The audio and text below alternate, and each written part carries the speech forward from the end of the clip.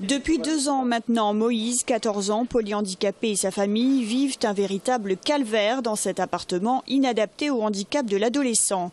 Des crises d'épilepsie fréquentes l'obligent notamment à de nombreux allers-retours à l'hôpital Purpan, une situation rendue difficile par un parking trop éloigné de l'appartement et un escalier trop exigu. Mais la vie quotidienne n'est guère meilleure. Cet enfant, depuis 2 ans, si vous me croyez, il est toujours dans cette lit.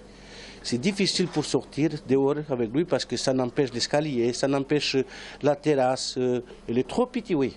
Parce que vous pouvez mesurer, il est trop petit. Le garçon, il a grandi, c'est plus un bébé maintenant. Et je touche lui, je connais sa tête sur les portes. Je fais moi beaucoup attention. C'est vrai parce qu'il est trop grand maintenant. Pour amener un enfant de 40 kilos dans les bras, et lui, comme il est toujours droit parce que ça ne plie pas. C'est difficile de ramener un enfant à peu près 300-400 mètres sur les bras.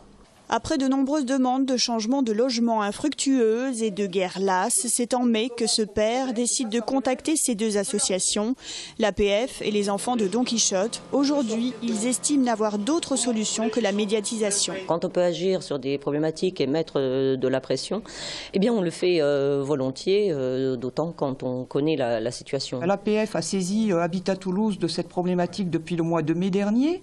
On nous avait fait les promesses d'un relogement en septembre.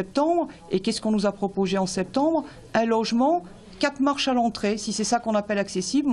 Voilà, les fauteuils ne font pas des bonds encore, hein, ne volent pas. Le problème de fond, c'est que le recensement du logement accessible, qui est une responsabilité de la commune de Toulouse et de la communauté urbaine du Grand Toulouse, n'a pas été fait correctement.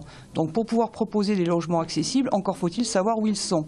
Et encore faut-il aussi ne pas les louer à des personnes valides, ce qui semble se produire à l'heure actuelle. Selon l'APF, il serait plusieurs centaines à Toulouse et dans son agglomération à ne pas avoir de logements accessibles adaptés à leur handicap.